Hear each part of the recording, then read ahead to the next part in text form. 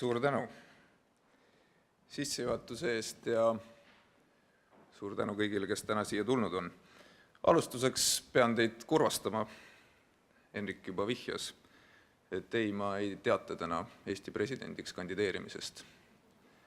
Eiki Nestor vist natuke kartis seda ja sellepärast ei julgenud siia ka kohale tulla. Küll aga tahan ma rääkida millestki, mis määrab Eesti tulevikku, ma arvan, võib-olla enamgi veel kui järgmise riigipea rahvus, vanus või sugu. Tartu Ülikooli nõukogu tegi avalduse, millest tuntakse tõsist muret rassistliku vägivalla leviku pärast linnas ja palutakse siseministril võtta tarvitusele vajalikud meetmed, et olukorda parandada. Avalduse ajendiks sai ühe mustanahalise Ameerika välistudengi otsus Tartust lahkuda pärast seda, kui talle ööklubis kallale tuldi. Loomulikult kõik teame, et see ei ole esimene kord, kui välismaalane on Tartus rassistide ohvriks langenud. Oligi aeg see teema lõpuks käsile võtta, ütlete. Loomulikult oli. Ainult, et see avaldus tehti aastal 2001. Ligi tosin aastat hiljem, suvel 2014, pöördus haridusministeeriumi poole üks Tartu Ülikooli õppejõud, kes palus ministeeriumilt abi seoses sellega, et üks suveülikooli tulnud välistudeng oli saanud Rüütli tänaval pudeliga pähe. Need tõelised Eesti mehed kohtlesid meie külalist ebainimlikult, hulk möödakäijaid vaatas lihtsalt pealt ega teinud midagi. Tolle aasta 1. septembri ülikooli avaaktusel pidasin ma haridusministrina kõne ja kutsusin ülikooli koos linnaga see asi käsile võtta. Kui raske see saab lõpuks olla, linn on väike, iga pätt on teada, tahet on vaja, kõik muu on tehtav. Ja loomulikult suurt midagi ei juhtunud, kuulati ära ja mindi edasi. Ent tähelepanuväärselt üks ülikooli varasematest juhtfiguuridest ütles mulle pärast seda, kuule, ma kuulsin raadiost, et sa rääkisid midagi rassismist Tartus. Tead, me oleme omal ajal seda asja uurinud. Viimase 10 aasta jooksul on ainult 2 välistudengit peksa saanud.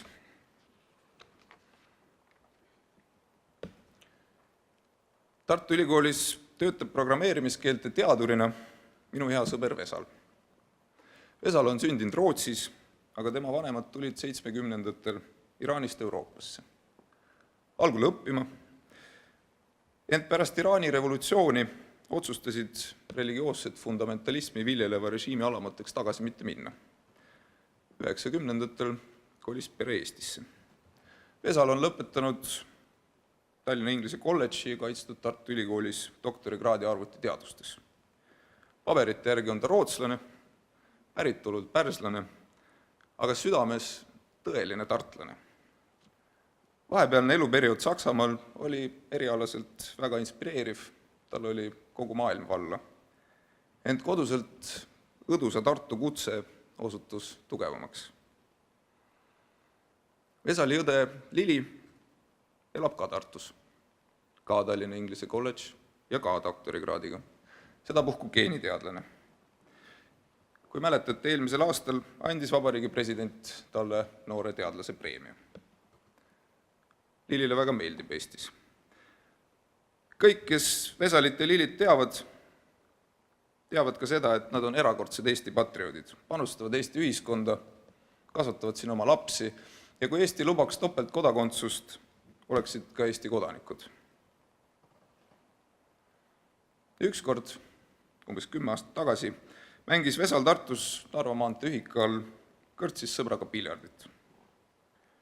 Kui ta sealt lahkuma hakkas, tuli ukse ette üks tõeline Eesti mees ja ütles, siit uksest sa küll välja ei lähe. Õnneks oli tal kaasas põliseestlasest sõber, kes suutis olukorra vägivallata lahendada. Vesal ise on õppinud naerma selliste kitsarinnaliste tegude üle, ent minul toovad need alati vastiku klombi kurku. Ma tunnen, et ma olen kuidagi kaasvastutav selle eest, et temaga nii käitutakse. Ja seda vaatamata sellele, et nende tõeliste Eesti meeste jaoks olen mina ja Vesal ühed sisserändajad mõlemad. Ka Lili on tõeliste eesti meestega kohtunud. Mõni kuu tagasi astus ta Tartu-Tallinna rongi, nägi ühe meesterahva kõrval vaba kohta ja hakkas sellele istuma. Siia sa küll ei istu, ütles tõeline eesti mees. Kui Lili seepeale puhtas eesti keeles küsis, miks ma küll siia istuda ei tohi, võttis mees end koomale. Lili rääkis mulle sellest vahejuhtumist ja ma tundsin, kuidas mu käed rusikasse lähevad. Täna istub ta siin teie kõrval, sest minu jaoks on ta oma. Ta kuulub siia ühiskonda selle täisväärtusliku liikmena, inimesena, kelle siin olemise üle olen ma uhke. Kindlasti olete ka teie viimase aasta jooksul mõelnud, mis Eestis õigupoolest juhtunud on. Nagu pärast räiget joomingut on meie avaliku ruumi nurgad ksenofoobset okset täis. Sadadele inimestele näidatakse ust, välismaalasi ahistatakse ja demoniseeritakse, terveid inimgruppe ähvardatakse tõrvikute ja ise hakanud jõukude patrullidega. Jah, loomulikult igas ühiskonnas on alati radikaalseid rassiste, nii nagu on mõrvareid ja vägistajaid. Selles mõttes Vao keskuse süütamine oli kahtlemata groteskne kuritegu, aga ehk seda oli võimalik seletada radikaalsete marginaalide terrorismikatsega. Kuidas aga seletada seda, et Riigikogu liige, kes on andnud vande kaitsta kõiki Eestis elavaid inimesi, pidas vajalikuks ja seega tõenäoliselt poliitiliselt kasulikuks seda tegu õigustada? Kuidas on võimalik, et Lili ja tuhandete teiste Eesti inimeste suhtes ebainimlikkust üles näitavad inimesed ei ole ainult EKRE fraktsioonis, ei ole ka ainult anonüümsetes kommentaariumites, vaid, olgem ausad, pea igal perekondlikul kogunemisel. 1992. aastal otsustas Eesti rahvas võtta rahvahääletusel vastu põhiseaduse, mille nurgakiviks on universaalsed inimõigused. See tähendab, et kedagi ei tohi diskrimineerida ning kõigil on õigus olla osa Eesti ühiskonnast. Naisel, puudega inimesel, venelasel, moslemil, homoseksuaalil ja mustanahalisel. Normaalse, heteroseksuaalse eesti keelt aktsendita kõneleva mehe kõrval. Inimene on inimene ning inimeste lahterdamine nende väärtuse järgi on lubamatu. Seda ütleb Eesti Vabariigi põhiseadus. Paraku teame, et suur osa Eesti inimestest ei lähtu ühiskonna ees seisvaid valikuid mõtestades sellest põhiseaduslikust universalismist. OECD on mõõtnud erinevate riikide elanike suhtumist vähemustesse ja loonud selle põhjal tolerantsiindeksi. Eesti on selles viimasel kohal. Sarnaseid tulemusi annab ka maailma väärtusuuring. Võrrelgem Eesti ja Rootsi elanike väärtushinnanguid ühes lihtsas küsimuses. Keda sa ei tahaks oma naabriks? Eesti vastajatest 47% nimetas homoseksuaale. Rootsis oli selliseid vastajaid ainult 4%. Eestis nimetas 38% sisserändajaid, Rootsi 4% vastu. Ühiskonnateadlased on juba aastaid osundanud Eesti ida-euroopalikule positsioonile maailma väärtuskaardil. Selle on hästi võtnud kokku Mati Heidmets. Mitmed lääneliku elu põhiväärtused juurduvad siinmail väga vaevaliselt. Eestlane on kätte saanud individuaalse vabaduse, selle positiivse ja edasiviiva sisuga täitmine võtab veel aega.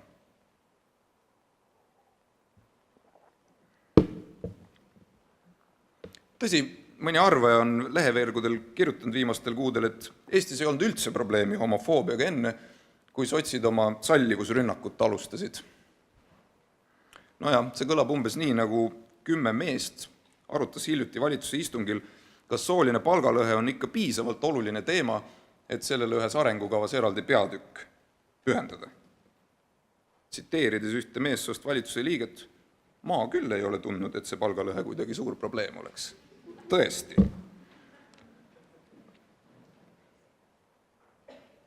Jah, paljud Eesti inimeste väärtushinnangud ei toeta täna salliva ja sidusa ühiskonna ehitamist, aga me oleme arvanud, et aja möödudes saame rikkamaks, euroopalikud väärtused juurduvad ja olukord paraneb. eelmine aasta näitas, et nii lihtne see ei ole.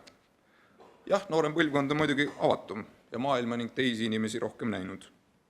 Samal ajal oleme olnud ka tunnistajaks avaliku diskussiooni järsule radikaliseerumisele. Ma tunnen, et mingisugune kultuuriline pidur on maha võetud. See tähendab, et vägivald on tulnud lähemale. Õige mitmel korral on plahvatusest väga vähe puudu olnud. Me ühiskond loobib juba 2 aastat põlevaid tikke kütusepaaki. Kuidas see nii läks? Tabavaim diagnoos pärineb minu hinnangul Friedrich Nietzschelt. Hullumeelsus on haruldane üksikisikute puhul, aga inimrühmade, parteide, rahvaste ja ajastute puhul on see reegliks. Tegemist on mureliku osundusega massiühiskondadele omasele nähtusele, kus ühel ootamatul hetkel koondub suur osa inimestest mõne abstraktse idee ümber ning hurraaga joostakse kollektiivselt kaljult alla. Vaatad seda kõrvalt ja mõtled, kuidas see võimalik on, et iseseisvalt üksikisikutena ratsionaalsed olevused teevad üheskoos enesehävituslikke lollusi. Pärast esimest maailmasõda võttis Saksamaal maad erakordne antimilitarism. Weimari Vabariigi põhiseaduse kirjutamisel mõeldi kümnetele institutsionaalsetele detailidele, põhieesmärgiks vältida uue rahvajuhi teket, kes siis riigi taas sõtta tassiks. Ent läks mööda pelgalt 15 aastat ja Hitler oli saanud riigikantsleriks, anastanud kõik õigusriigi institutsioonid. Mõni aasta hiljem sööstis Saksamaa pea eksalteeritult sõtta ajaloolist ebaõiglust parandama. Siis tuli aasta 1945 ja üle 50 miljoni inimese oli surnud. Mulle näib, et me liigume suurel kiirusel ühiskondliku hullumeelsuse suunas, millest Nietzsche räägib. Võib-olla ise seda lõpuni mõistmata.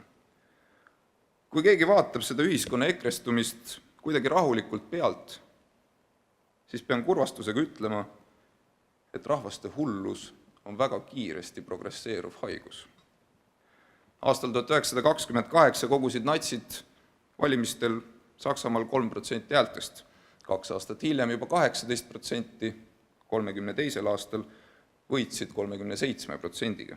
Sisuliselt kulus üks parlamenditsükkel ning mõttetult räuskavast marginaalist sai riigikantsler.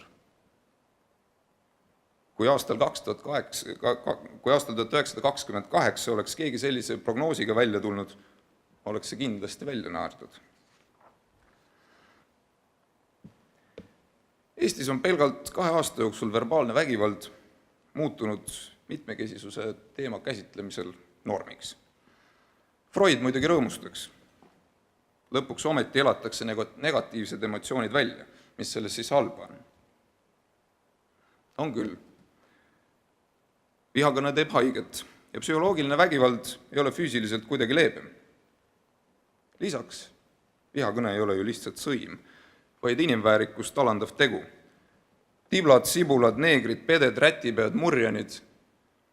Iga sellise räige sildi taga on inimene. Inimene tema erakordsuses, oma ainulaadse isiksuse ja looga. Mis veelgi hullem psühholoogilisest vägivallast on otsetee füüsiliseni.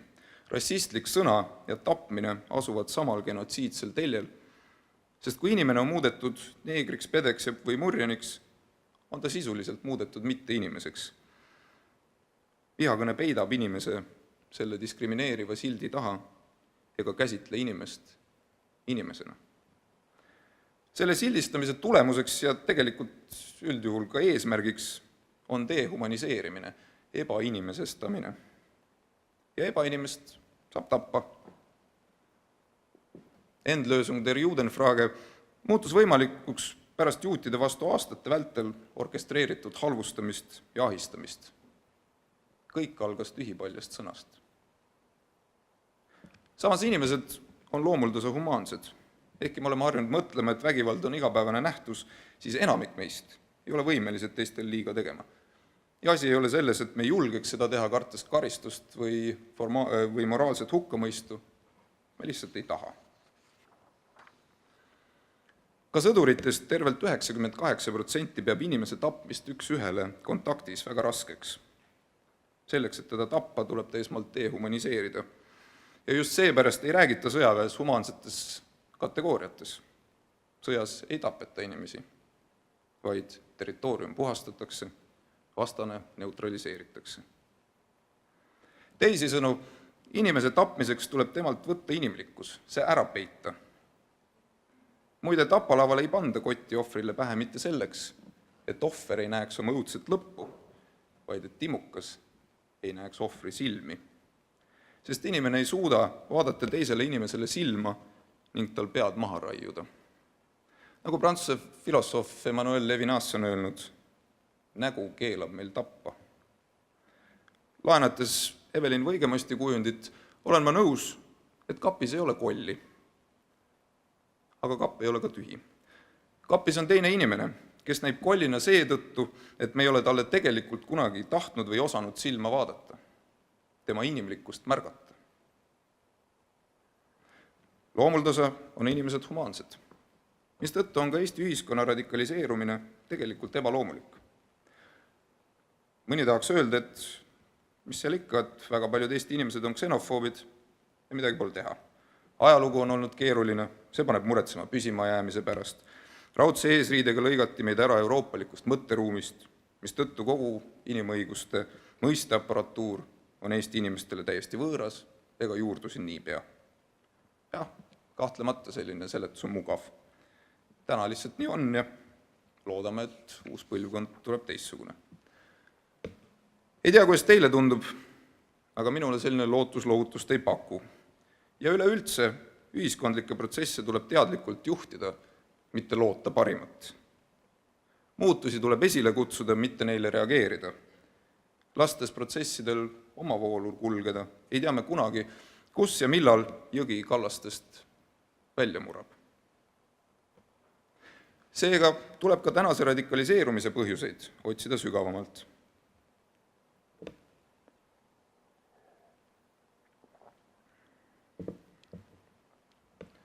Vastuseks kutsele siia üritusele kirjutas Vesal mulle nii. Mul on mõnikord tunne, et ekstreemsed parteid on ainsad, kes inimeste muresid tõsiselt võtavad. Need, kes sotsiaalmeedias pagulaste vastast propagandat jagavad, ilmselt kardavad midagi. Ja sellest, mida nad kardavad, peab ikkagi ausalt rääkima. Saan sellega ainult nõustuda. Me peame tõepoolest radikaliseerumise põhjuseid sügavamalt otsima, harutama seda küsimust pisut lahti. Teisisõnu, peame selle tõelise Eesti mehe humaniseerima. Muidugi me teame, et EKRE valijaskonnas domineerivad madala sissetulekuga ja madalama haridustasemega mehed. Nad on kriitilised mitte ainult valitsuse, vaid enamiku ühiskondlike arengute suhtes. Asja edasi analüüsides näeme, et nad ei suhtu tõrjuvalt mitte sisserändajatesse, vaid ei usalda üleüldse teisi inimesi. Üldine usaldus sõltub aga suuresti inimese sotsiaalmajanduslikust olukorrast. Need, kes on oma eluga enam rahul ning tunnevad kindlust tuleviku ees, usaldavad teisi palju enam. Nad tunnevad, et ühiskond liigub edasi koostöös, mitte üksikisikute olelusvõitlusena. Maailma väärtusuuring kinnitab seda, näidates, et oma majandusliku olukorraga rahulolematutest inimestest usaldab teisi inimesi vaid 20%. Rahuloluskaala teises otsas, nende seas, kes on oma majandusliku olukorraga rahul, on usalduse näitaja pea 3 korda kõrgem. Need hoiakud korreleeruvad ka objektiivsete sotsiaalmajanduslike protsessidega Eestis. Majanduskriisi algusest on varsti 10 aastat möödas. Ent elatustaseme paranemine on olnud aeglane ning seejuures kasvavalt ebaühtlane. See viimane on siinkohal eriti oluline. Nimelt on aastast 2010 sissetulekute ebavõrdsus Eestis pidevalt kasvanud ning aastaks 2014 murdis Eesti vaatamata tihedale konkurentsile Läti, Bulgaaria, Küprose, Kreeka, Leedu ja Rumeeniaga ebavõrdsuse edetabeli absoluutsesse tippu. Meie ühiskonna Gini indeks oli Euroopa kõrgeim.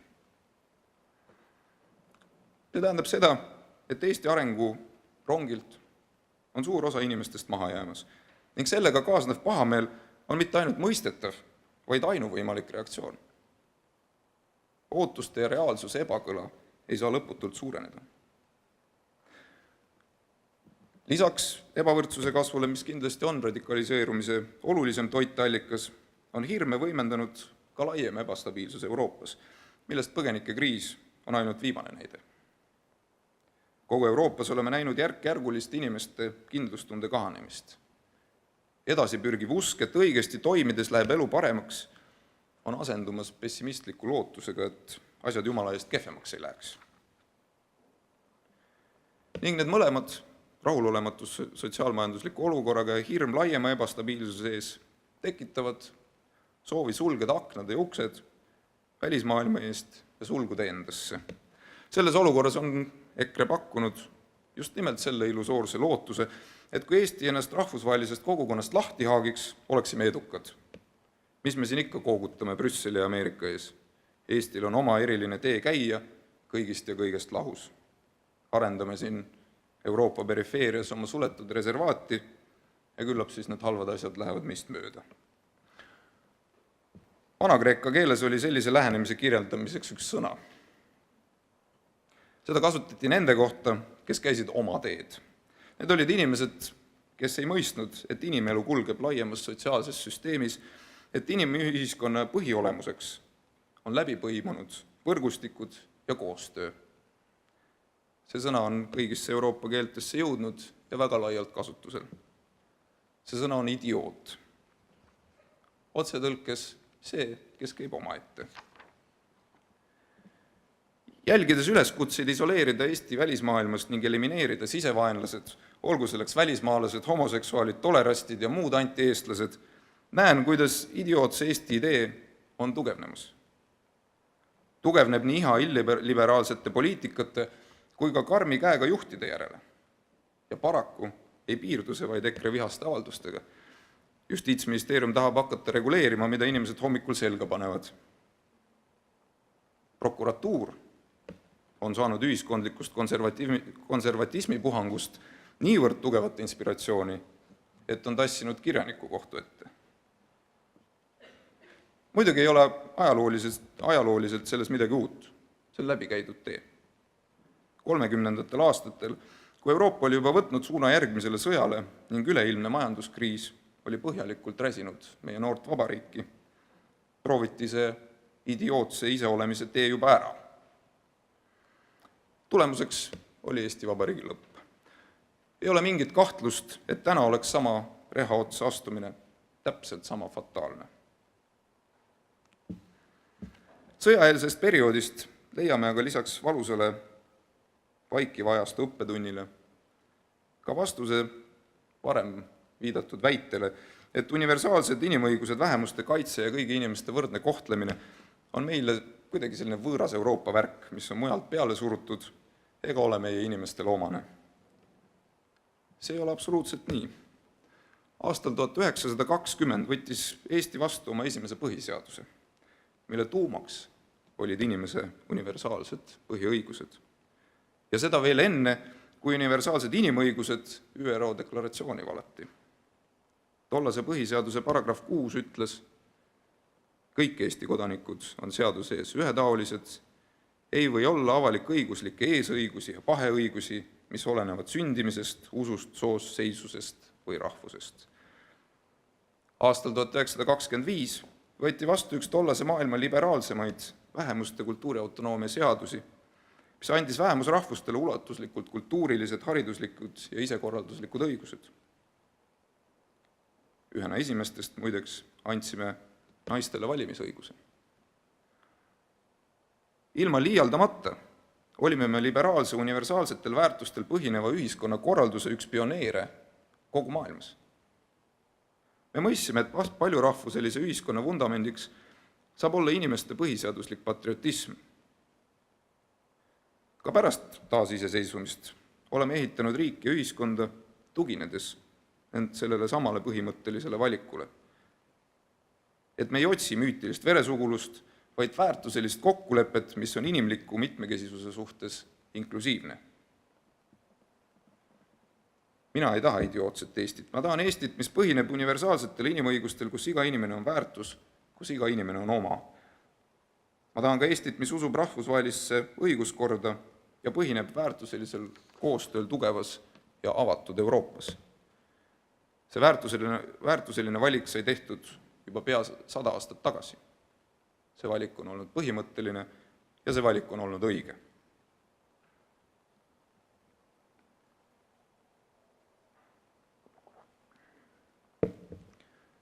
Järgnev osa sellest kõnest pidi kandma pealkirja mitmekesisus kui eduka ühiskonna eeldus. Ma olin ette valmistanud juttu sellest, kuidas sallivus ja avatus ei ole mitte ainult põhiseaduslik valik ja kohustus, põhiväärtus, vaid ka pragmaatiliselt Eestile kasulik, kuidas mitmekesisus rikastab ühiskondi, parandab kontakte välismaailmaga, seeläbi edendades ettevõtlust, kunsti ja teadust. Tahtsin viidata kümnetele uuringutele, mis näitavad, et mitmekesisus päriselt toob ühiskondadele tohutult kasu. Tsiteerida sotsioloog Richard Florida loova klassi kontseptsiooni, mille kohaselt innovaatiline keskkond eeldab avatust ja sallivust ning need riigid ja piirkonnad, kus ollakse vastuvõtlikumad teise suhtes, on edukamad. Rääkida sellest, et koos globaalse tehnoloogia arenguga kasvab 21. sajandil avatuse ühiskondlik dividend veelgi. Aga ma ei räägi sellest. Esiteks te kõik teate seda. Ja teiseks, inimõigused on fundamentaalsed. Ja fundamentaalselt ei tohi taandada pragmaatilisele. Avatus ja sallivus on põhiväärtused, mis vajavad kaitsmist ja edendamist ka siis, kui see ei too ühtegi eurot juurde. Inimesed vajavad uppuvatelt paatidelt kuivale maale aitamist ka siis, kui see viib eurosid välja. Jah, tõsi, põhiväärtuste eest seismine ei teeni Eestis tavaliselt aplausi laiade hulkade käest. Eriti puudutab see vähemuste õigusi. Ja see on ka üks olulisemaid põhjusi, miks nimetatud küsimused poliitilisel tasandil aastate kaupa laagerduvad ning ootavad seda vajalikku poliitilist akent, enne kui otsused sünnivad. Viimati avanes aken aastal 2014, kui sotsid valitsusse läksid ja tegid otsuse, mis oli poliittehnoloogiliselt täiesti jabur. Vähem kui aasta enne valimisi tõstsime me kooseluseaduse lauale ja me tegime selle seaduse ära. Jah, see maksis mitmele meie inimesele koha Riigikogus, on kahandanud meie toetust vanemaealiste meeste ja venekeelsete inimeste seas. Erakond on kaotanud liikmeid. Ja muidugi võib öelda, et oleks olnud ju poliitiliselt kasulik teemaga mitte tegeleda. Mulle aga rohkem meeldib see, mida ütles selle kohta Eiki Nestor päev pärast valimisi. Kooseluseaduse toetamise pärast sain ma mõnisada häält juurde, aga kaotasin 5 korda rohkem. Sel korral lihtsalt nii on. Aga meil on seadus, mida muidu ei oleks. Vaadates piinlikku julguse puudumist õige mitmes erakonnas isegi rakendusaktide toetamiseks selles koosseisus olen veendunud, et see Riigikogu koosseis ei oleks kooseluseadust vastu võtnud. Jah, vähemuste õiguste kaitse ei leiagi kunagi automaatselt enamuse toetust. Selle nimel tuleb teha sihilikku, rasket ja ebapopulaarset tööd. Mõnikord on aga vaja otsustada populaarsele vastuseisule vaatamata, sest vähemuste õigusi ei panda referendumile. Neid tuleb kaitsta ka siis, kui selle eest ühtegi häält parasjagu ei pakuta. Head sõbrad, Euroopas on kahtlemata tormised ajad ning Eestiski on tunda lootuste purunemist ja edasiviivate sihtide puudumist. Kastist väljamõtlemist on jäänud vähemaks, uuenduslikke ideid ei arendata edasi, vaid pekstakse dogmahaamritega puruks. Marju Lauristini sõnu kasutades on meil kaduma läinud teatud ühiskondlik arengulust, mis Eestit viimastel aastakümnetel nii hästi on iseloomustanud ja teeninud. Ja see on asendumas sooviga tarduda või isegi tagasi minna. Täiesti üllatavalt kirjeldab Nietzsche poolt 19. sajandil öeldu täpselt Eestit aastal 2016. Ta ütles, isegi täna on veel parteisid, kelle unistuseks on kõigi asjade liikumine vähikäigul. aga vähiks olemist ei saa valida. Miski ei aita, tuleb minna edasi. Ja edasi tuleb tõepoolest minna. Selleks on vaja kindlat jalgealust. Ja sellel ebakindluse ajastul, nagu ikka, tuleb taas mõtestada see kõige põhilisem, need ühiskondlikud põhiväärtused. Ja kui vundament on tugev, saab tulevikku julgelt ehitada. Õnneks ei ole seda vundamenti vaja kaugelt otsida. Eesti põhiseadus annab meile 2 alussammast. Eesti on osa rahvusvahelisest õiguskorrast ning teiseks, igal inimesel on võrdne väärtus. Esmapilgul paradoksaalne, aga ainult nii on võimalik tegelikult tagada eesti keele ja kultuuri areng läbi aegade. Peame seisma vastu neile, kes püüavad seda ebakindlust ära kasutades ning pseudorahvusluse taha varjunult riiki uppi keerata ja ühiskonda lõhki lüüa. Sest kui torm latvasid raputab, ei ole kuigi mõistlik minna kirvega tüve kallale. Viimase aasta jooksul olen korduvalt kuulnud murelikke hüüatusi, pöördumisi, küsimusi, mida võib kokku võtta umbes nii. Vaata, mida EKRE ühiskonnaga teeb. Miks te selle vastu midagi ometi ette ei võta? Mida siis teha tuleks, olen küsinud. No ma ei tea, te olete seal valitsuses, tehke midagi. Loomulikult ei taha ma sellega kuidagi endalt vastutust ära veeretada. Ent ei valitsus ega ükski erakond ei saa seda probleemi üksi lahendada. Muidugi näen selles küsimuses sotsiaaldemokraatide olulist rolli. Sotsiaalse ebavõrdsuse vähendamine on muutumas pelgalt ideoloogilisest küsimusest tegelikult eksistentsiaalseks. Kui inimesed ei saa osa Eesti arengust, hakkab sähvardama demokraatiat. Vaeste probleemist ongi lõpuks saamas ka rikaste probleem. Veel konverentsil Swedbank Balticu juht Priit Perens rääkis sellest ilusti, näitas graafikuid, kuidas lähikümnenditel ebavõrdsus maailmas ja ka Eestis hakkab järk-järgult kasvama ja et meil ei ole täna selle vastu piisavalt rohtu. Ja siis ütles nii, mul on ükskõik, kas inimesed valivad sotsiaaldemokraatia, IRL-i või Reformierakonda, aga kui tänased trendid jätkuvad, ei vali nad ühtegi neist 3. Sotsiaaldemokraatidena oleme valmis võtma vastu selle EKRE duellikutse ka väärtuste osas, kaitstes iga inimese õigust elada Eestis täisväärtuslikku elu rahvusest, emakeelest, usutunnistusest ja seksuaalsest sättumusest sõltuvalt. Georges Clemenceau on öelnud, et sõda on kaugelt liiga oluline, et jätta seda kindralite hooleks. Sõbrad, ka poliitika on liiga oluline, et jätta seda poliitikute hooleks. Eesti seisab teelahkmel avatuse ja suletuse, tuleviku ja mineviku, võiks isegi öelda valguse ja pimeduse vahel. Ühiskonna vaimne eliit, ehkki see sõna mulle üldse ei meeldi, ei saa sellisel hetkel öelda, et selle kähmluse jätame me poliitikute hooleks. Neil pöördehetkedel, mille Eesti rahvas on seisnud eluliste valikute ees, on just nimelt see eliit võtnud vastutuse, tulnud välja ja andnud Eestile suuna. Nii oli see esimese rahvusliku ärkamise ajal, nii oli see ka laulva revolutsiooni ajal. Tänane valik on sama otsustav. Seega, ärge jääge oma liistude juurde. Olge selles võitluses meie kõrval. Ärge kartke, et selles võitluses pooli valides te kaotate oma akadeemilise või kunstilise tõsiseltvõetavuse või erapooletuse. Võitlus avatuse ja sallivuse eest ei ole mingi parteipoliitiline lahing. See on võitlus Eesti riigi ja rahva säilimise ja arenemise eest. Meist igaüks saab midagi teha.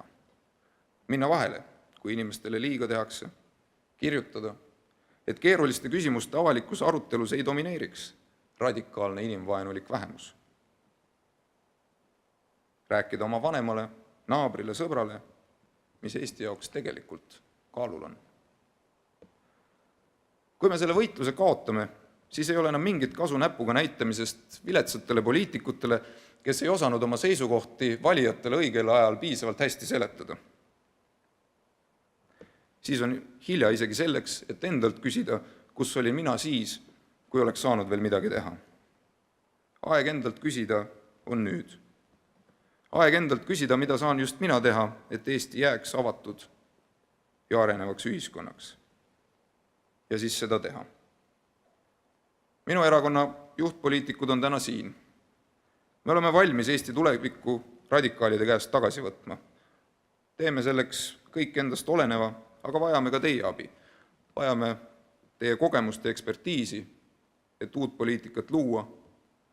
Seega, kui te jagate meie nägemust avatud ja sallivast Eestist, tulge meile palun appi. Ja lõpetuseks üks minu hea sõber, kes oli õppinud ja paar aastat töötanud Suurbritannias, kolis mõni aasta tagasi Eestisse. Talent tuli koju.